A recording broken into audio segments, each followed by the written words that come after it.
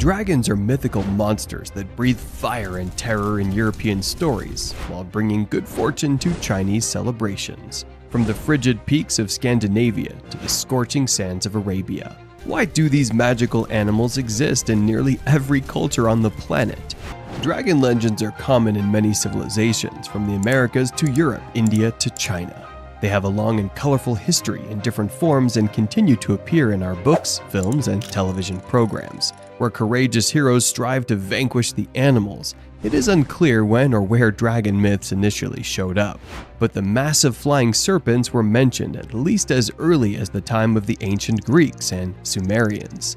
Throughout history, dragons have been created as being like every other mythical animal, sometimes beneficial and protective, sometimes poisonous and dangerous. China has the oldest continuous tradition of dragon stories, extending back over 5,000 years. Dragons are associated with imperial control and good fortune in Chinese imagery.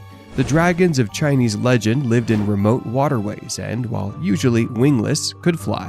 Crucially, they delivered rain and hence the fruits of the soil. Dragon years are the most auspicious of the 12 Chinese zodiac signs. Dragons are still as popular in modern China as they were thousands of years ago, serving as puppet costumes in New Year celebrations, boats in joyful races, building adornments, and a variety of other applications. So, why are dragons so popular? To answer the question of why dragons are such a common theme in fantasy and sci-fi novels, I believe dragons are simply the manifestation of the imagination. Dragons are not just prevalent in fantasy and sci-fi literature, they're a part of history itself. Throughout recorded history, there has always been some form of monster known as a dragon.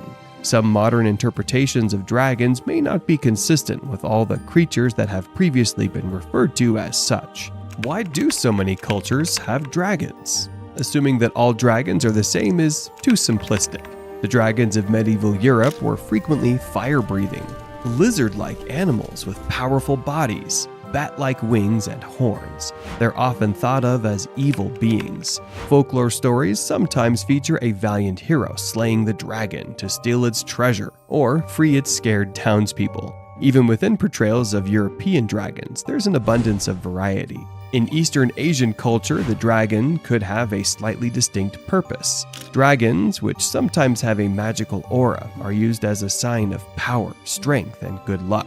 Tianlong, the celestial dragon who is claimed to have guarded the heavens while floating among the clouds, is a well-known dragon in Chinese culture. Quetzalcoatl, which means feathered serpent in Mesoamerican culture, is a deity. This dragon-like deity was central to their spiritual beliefs and was regarded as having played a crucial part in the evolution of humanity.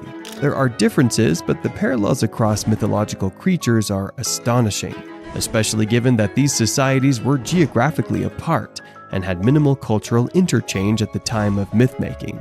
There are several hypotheses regarding how this convergent evolution of ideas occurred.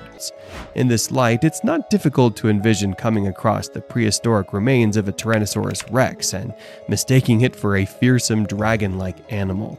Another notion is that monsters are an archetype that exists deep within the human mind. Dragons definitely have an impact on us. They've been present for thousands of years and continue to be a source of interest, appearing in some of the most popular works of fiction, including The Hobbit, the Harry Potter series, Game of Thrones, and Pokémon. What if dragons actually existed? Is this possible? To some degree, yes. In fact, the most bizarre aspect of them, the ability to breathe fire, is also the most easily explained. When it comes to true fire-breathing creatures, science first turns to the tiny bombardier beetle, which ejects boiling hot poisonous chemicals from its body when threatened. The method is entirely natural, similar to a squid's ink defense or a skunk's spray, but it repels potential predators by burning them.